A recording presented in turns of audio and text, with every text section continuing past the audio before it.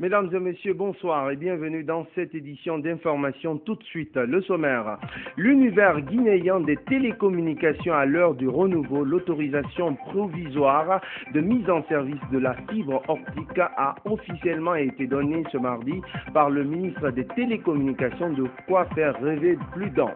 Explication dans ce journal. L'administrateur général du marché de Taouya démis de ses fonctions par le bureau communal de Ratoma. Il lui est reproché une complicité présumée dans l'incendie de plusieurs boutiques et magasins du dit marché au soir de la marche du 27 février dernier. Et puis, un véritable casse-tête, le pont Concouré de Tanena est à l'origine de nombreux embouteillages aux grandes dames de ses usagers qui se voient ainsi obligés de prendre leur mal en patience. Voilà, mesdames et messieurs, pour les titres encore une fois. Bonsoir et bienvenue à tous. Mais d'abord, avant de développer tous ces titres politiques, des responsables du RPG Arc-en-Ciel étaient ce mardi devant les hommes de médias, une occasion mise à profit pour livrer le contenu d'une déclaration dans laquelle ils estiment qu'en dépit des concessions faites par le pouvoir, l'opposition reste selon eux dans sa logique de blocage du processus électoral. Malik Diakité pour plus de détails. C'est au bureau de leur coordinatrice que les responsables du RPG Arc-en-Ciel ont livré ce mardi une déclaration. Déclaration dans laquelle ils ont déploré les récents événements qui ont secoué la capitale. Selon ces responsables du RPG Arc-en-Ciel, malgré les concessions faites par le pouvoir, l'opposition persiste dans sa logique de blocage du processus électoral. En dépit de toutes ces dispositions et à l'encontre des acquis indiscutables de la première phase du dialogue, qui s'est tenu de décembre 2011 à février 2012, l'opposition radicale a persisté dans sa logique de blocage du processus électoral. Or, ce dialogue avait donné l'occasion au président de la République de Guinée et au gouvernement de faire de larges concessions face aux nombreuses revendications de l'opposition radicale. On peut rappeler, entre autres, la mise en place de la nouvelle CENI, l'amendement de l'article 162 du Code électoral, l'accès des partis politiques aux médias publics, le libre exercice des activités des partis politiques, la neutralité de l'administration, la révision des listes électorales au lieu du recensement. Dans la même déclaration, ils exigent aux parties prenantes du dialogue de conclure leur discussion au plus tard jeudi. La mouvance présidentielle, soucieuse de mettre un terme au processus engagé, exige des parties prenantes du dialogue à conclure leur discussion au plus tard le jeudi 21 mars 2013 afin d'aller enfin aux élections dans les meilleurs délais. Pour terminer, il déclare que la mouvance présidentielle mettra tout en œuvre pour répondre positivement aux aspirations légitimes du peuple de Guinée par l'organisation d'élections législatives libres, crédibles et apaisées. Dans l'actualité également, la Guinée et le système des Nations Unies viennent de lancer la seconde phase du plan prioritaire pour la consolidation de la paix. C'était ce mardi au cours d'un atelier d'orientation stratégique qui regroupe près de 200 participants.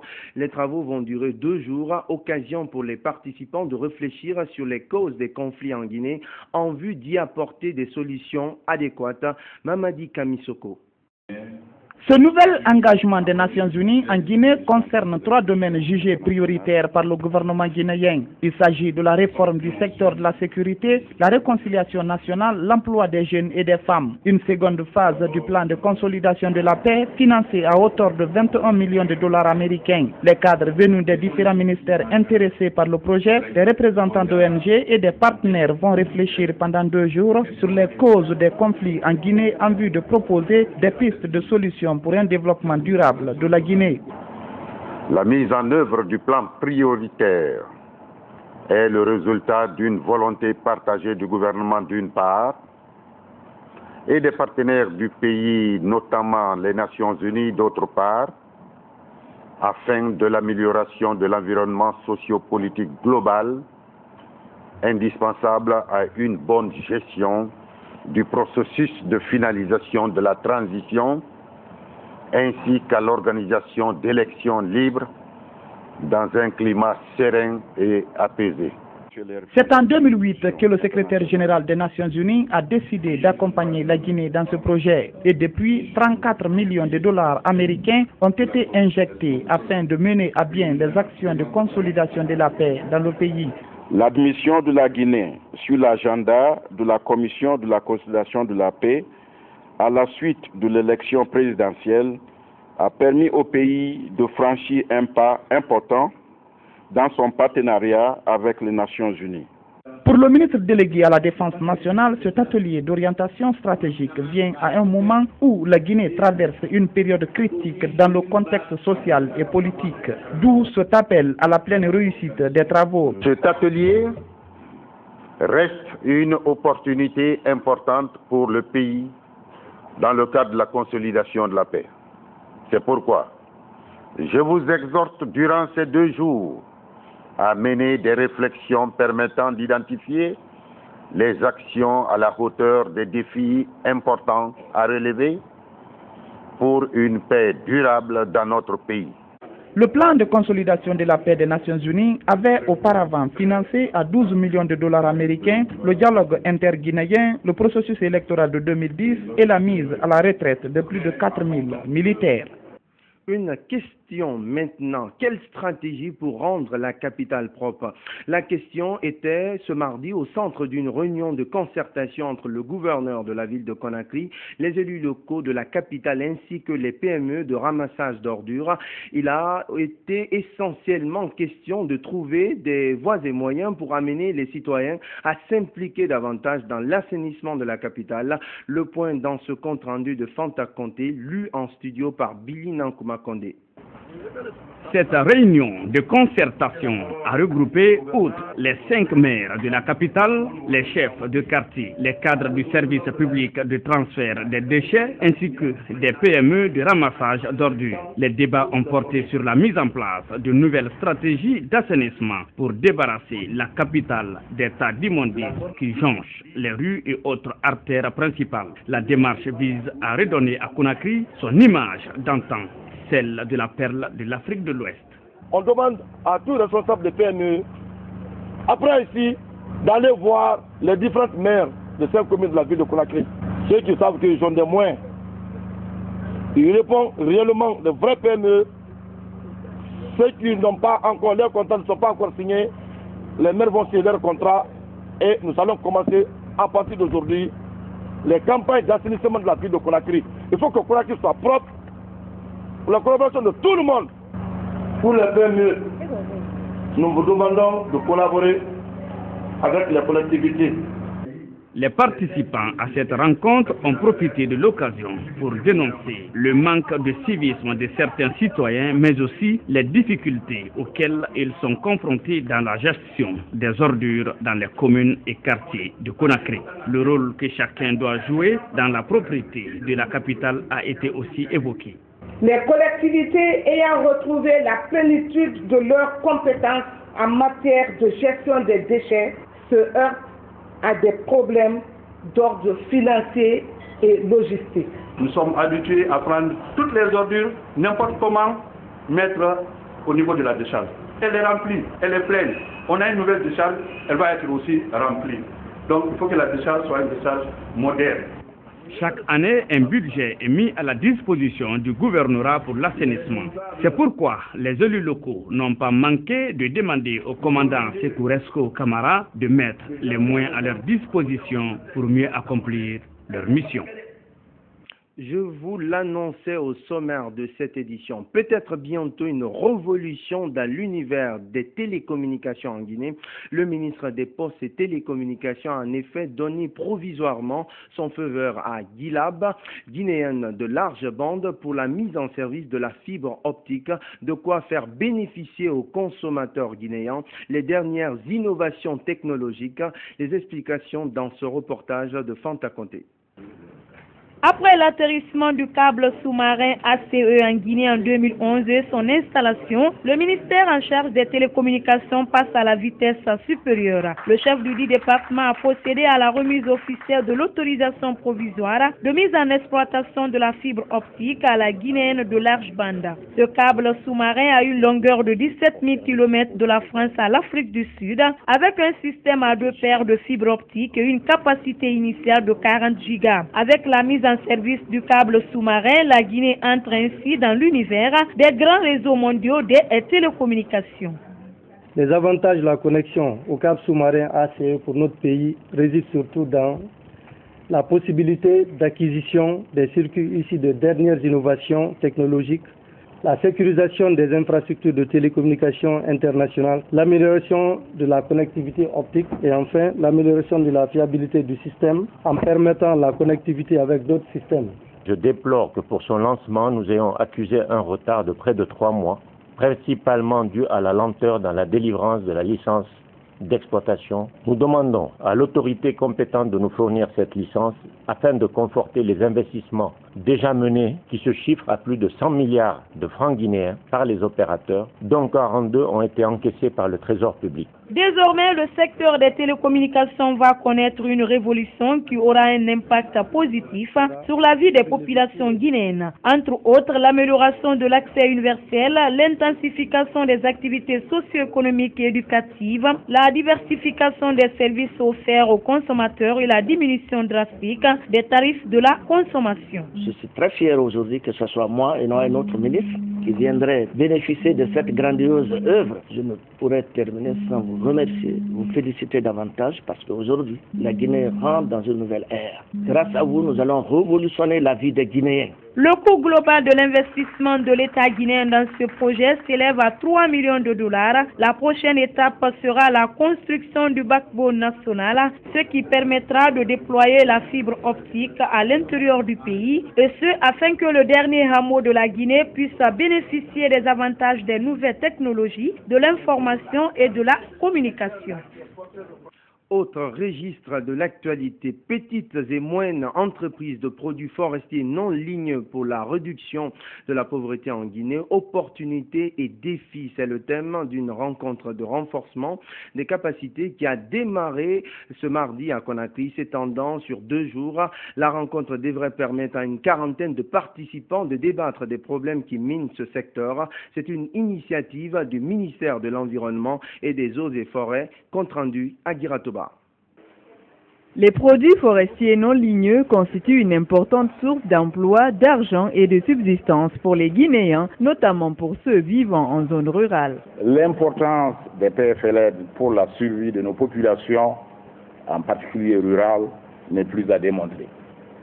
Les produits forestiers non ligneux, bien que sous-exploités, contribuent principalement à la santé, à l'alimentation et aux revenus des ménages ruraux.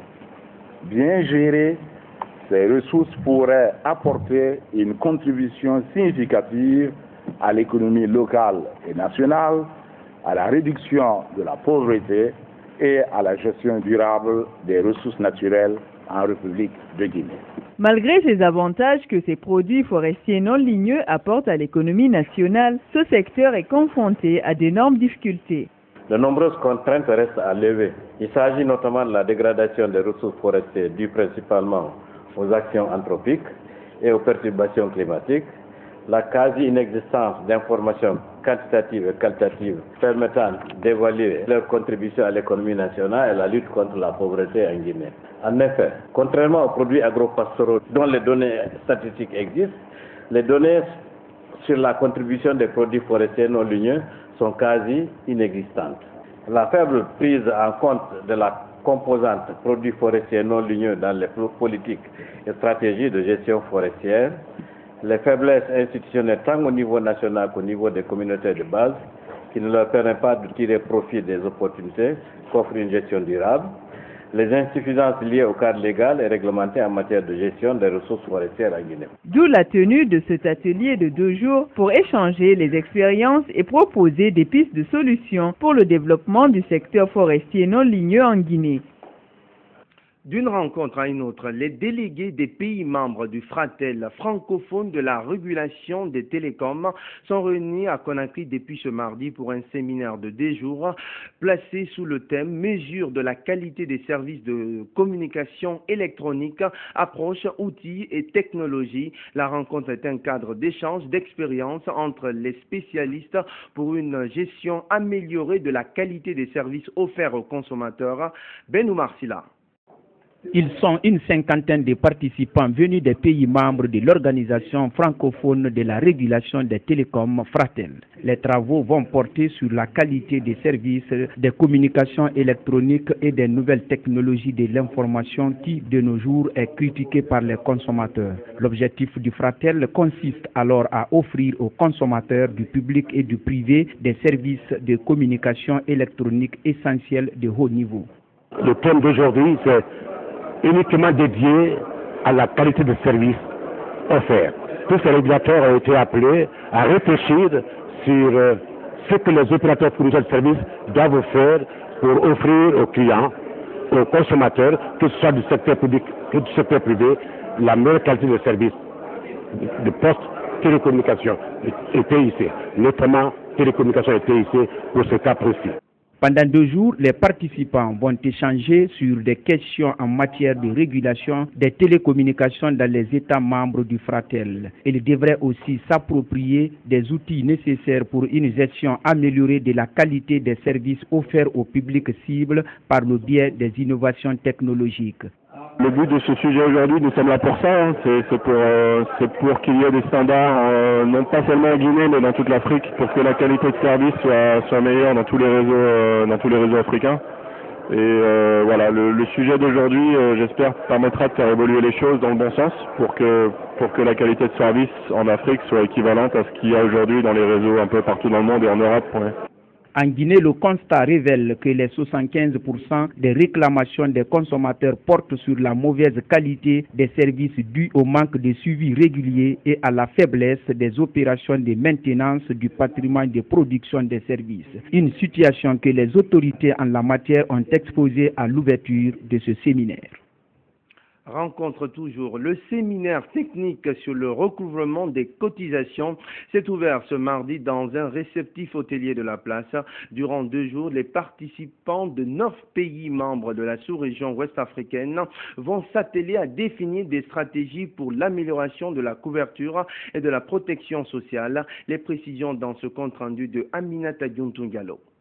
Ils sont nombreux, ces experts venus de 9 pays de la sous-région pour participer à ce séminaire de 2 jours axé sur le recouvrement des cotisations. Un séminaire organisé par le bureau de liaison de l'Association internationale de sécurité sociale. La ministre déléguée aux affaires sociales, à la promotion féminine et à l'enfance s'est tout d'abord réjouie du choix porté sur la Guinée pour abriter ce séminaire avant d'exhorter les séminaristes à s'appesantir sur l'essentiel. Durant les 2 jours de travaux, je voudrais inviter votre atelier à examiner toutes les possibilités de financement et à élaborer des choix clairement exprimés à l'effet de rendre à nos systèmes de sécurité sociale les performances requises au profit des assurés sociaux. Quant aux organisateurs, ils promettent de tout mettre en œuvre pour que ce séminaire soit une réussite pour les structures de la sécurité sociale qui ont la lourde charge d'assurer la protection sociale des populations. L'objectif de ce séminaire sera de s'imprégner des pratiques en cours au niveau législatif et réglementaire, des procédures d'immatriculation, du recouvrement normal et contentieux des cotisations sociales, des technologies de l'information et de la communication, moyens efficaces pour un recouvrement optimum, de la gestion des fonds de réserve, des prises de participation dans les entreprises et la présence sur le marché monétaire, des investissements immobiliers et bien d'autres. Pour le directeur général de la Caisse nationale de sécurité sociale, la couverture sociale, longtemps considérée comme un coût, est de nos jours, aux yeux des économistes, une solution d'amortissement de choc dû aux crises financières et économiques aux conséquences incalculables. Toutefois, des défis restent à relever. Le financement de la sécurité sociale, la faiblesse du taux de couverture, l'insuffisance, voire l'inadéquation des prestations, la faible qualité des services et l'exigence de plus en plus croissante des assurés restent des défis à relever par nos institutions. Ce séminaire, qui constitue un espace d'échange d'expériences entre les participants, prendra fin demain mercredi 20 mars.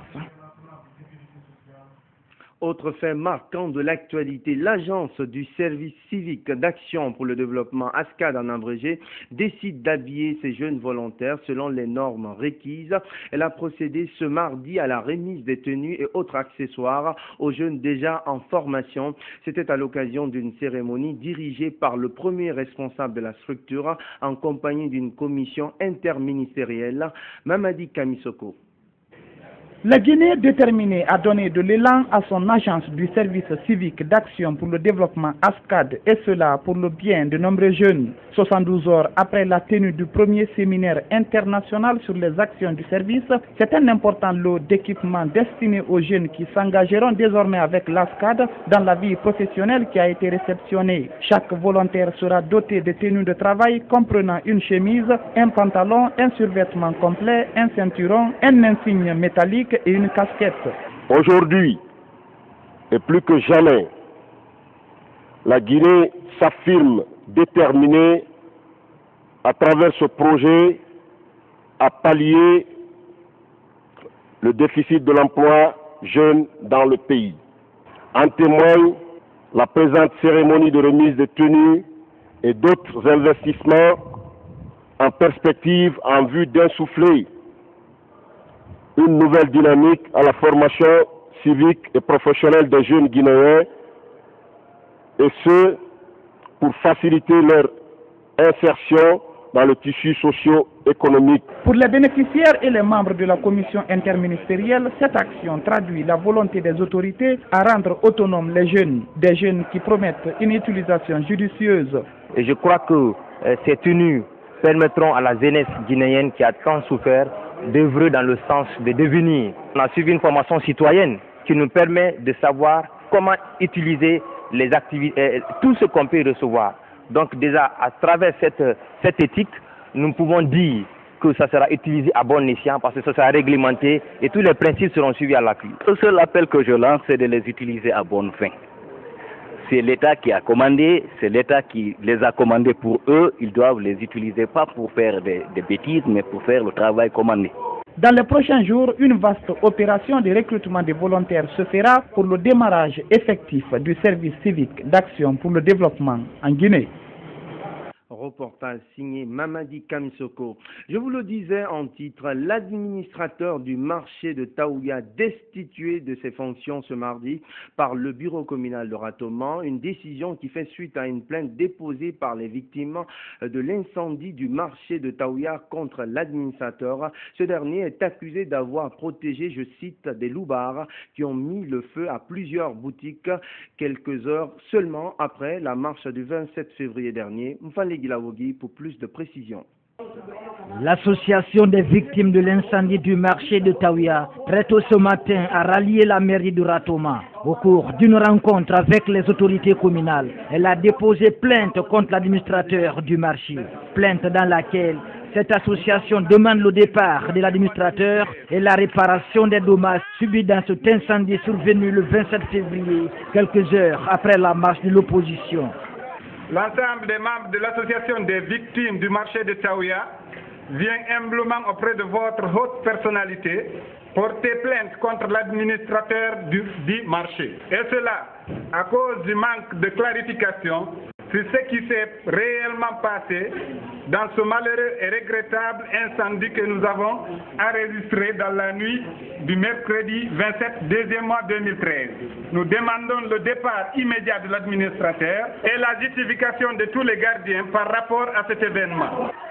L'administrateur du marché de Taouya est accusé d'avoir protégé, je cite, des loupards qui, au dire de certaines victimes, ont mis le feu à des dizaines de boutiques dans la nuit du 27 février 2013. Pendant la journée du 27, des badauds sont venus pour brûler le marché, mais les vieux et les jeunes se sont interposés. ce qui d'ailleurs a engendré des arrestations. L'administrateur, insistant pour relâcher les détenus, nous a rassuré de la sécurité du marché et nous a prié de rentrer. 23h, une alerte au feu nous parvient. La décision de limogeage de l'administrateur du marché de Taouya a été annoncée officiellement au cours de cette rencontre par le deuxième vice-maire de la commune de Ratoma qui a promis de désigner un nouvel administrateur dans 72 heures.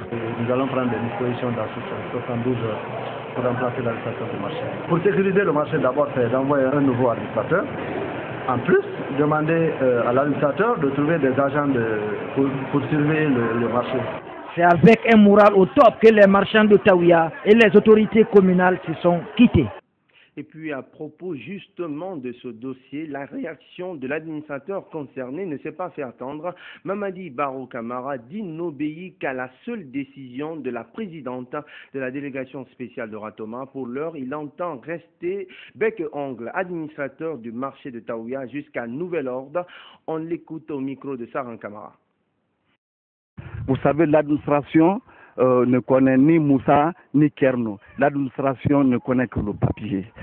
Celui qui a dit ça, c'est le deuxième vice-maire de la commune de Ratoma, en l'occurrence M. Ba. Et c'est pas lui qui a le cachet, c'est pas lui qui signe. S'il a dit, donc ça n'engage que lui. Moi, jusqu'à preuve du contraire, je le suis et je demeure l'administrateur du marché de Taouya. C'est une décision qui m'a amené ici. Donc, si je dois quitter, il faudrait que je reçoive une nouvelle décision me disant que je ne suis plus l'administrateur de Taouya ou je suis affecté dans un autre marché. Mais jusqu'à preuve du contraire, je suis l'administrateur du marché de Taouya. C'est lui qui a parlé comme ça n'engage que lui. Tout autre chose maintenant, l'agence de Yimbaya de la Caisse populaire d'épargne et de crédit de Guinée Yetemali a passé en revue samedi dernier les activités menées durant l'année écoulée. C'était au cours de son assemblée générale annuelle. En dépit des résultats obtenus dans l'octroi des crédits, les dirigeants de l'agence Yetemali de Yimbaya estiment que beaucoup d'efforts restent à faire pour relever les défis d'une meilleure rentabilité. Compte rendu Ella Oumar Bari. Réunis en grand nombre pour cette assemblée générale annuelle de la Caisse populaire d'épargne et de crédit Yetemali de Yimbaya, les différents organes de la Caisse de Yimbaya à tour de rôle ont présenté les activités réalisées courant 2012. Cette assemblée générale a pour mission essentielle de contribuer à l'amélioration des conditions de vie de ses membres et de la communauté dans un esprit de solidarité, de responsabilité individuelle et collective. Elle met aussi à la disposition de ses membres en majorité des pauvres, exclus du système bancaire classique des produits et services financiers de proximité à des coûts accessibles et adaptés à leurs besoins. La Caisse a octroyé au cours de l'exercice 678 prêts d'une valeur de 1 973 793 378. Donc, 440 femmes, 219 hommes, autres 5, GEC 14. Le représentant du comité de crédit se dit satisfait du mode de fonctionnement de son organe. Le comité de crédit s'est réuni 36 fois autour des dossiers de crédit. Le comité de crédit a également octroyé au cours de l'exercice 1 973 793 378 francs à 678 membres. S'agissant du comité de surveillance, il a mis un accent particulier sur les difficultés et avantages de la Caisse. Avec les différentes réussites enregistrées pendant cette session, il est nécessaire, voire très important, de signaler le problème d'informatisation de nos services. À cela s'ajoute le problème d'effectif des employés. Malgré les difficultés énumérées, signalons que les activités de la Caisse ont connu un succès éclatant dans le cadre de sa participation socio-économique. Quant au gérant de la Caisse, il a à son tour fait l'état de son organe tout en exhortant le remboursement des prêts par les clients. L'actif de la Caisse était de 1 300 719 346 francs au 31 décembre 2011. Il a augmenté de 2 425 906 184 francs au 31 décembre 2012, soit une augmentation d'1 125 193 337 francs. 4 postes étaient à pourvoir dont leurs tenants étaient en fin de mandat. Ils ont été remplacés par des élus dans l'acclamation du conseil d'administration. Je vous le disais en titre, les ouvriers du pont Concouré de Tanene s'activent pour achever les travaux de rénovation de ce pont, un pont qui rallie la capitale Conakry à certaines villes de la Basse-Côte. Il faut dire que les usagers doivent prendre leur mal en patience. La faute à d'énormes embouteillages créés justement par ce pont en plein chantier. Aboubakar Arafan Kamara y a fait un tour. Voici son reportage. Le passage du pont Concouré de Tanene sur la nationale Conakry-Boké est devenu un véritable parcours de combattants. Et pour cause, les travaux de réparation freinent la fluidité de la circulation. Les usagers qui fréquentent cette route peuvent passer des heures entières en stationnement, occasionnant parfois des embouteillages monstres. Pire, les passagers sont obligés parfois de faire le reste du parcours à pied. Mais malgré la fatigue et les pannes répétées des véhicules, la joie reste tout de même de mise. Nous souffrons surtout les week-ends. Nous pouvons passer des heures en attente. Mais malgré tout, nous sommes très fiers de voir la réparation de ce pont. D'autres, par contre, ne cachent visiblement pas leur colère. Ça me fatigue un peu parce que ça fait au moins 10 à 15 minutes que je suis à l'embouteillage là. C'est un peu fatigant. Les ouvriers et les agents de la sécurité présents sur les lieux n'ont tous pas accepté de se prêter à nos questions afin de nous donner des informations claires par rapport à ces travaux. Le Mourag, entendez mouvement Rasta de Guinée à l'avant-garde pour la promotion de la paix et de la quiétude sociale dans le pays. Les membres de cette structure étaient ce mardi au département de la culture et du patrimoine historique pour y rencontrer le ministre Ahmed Tigani Cissé. La démarche du Mourag vise à obtenir la caution de ce département ministériel en prélude d'une série de sensibilisations pour la stabilité du pays. Diao Bachir.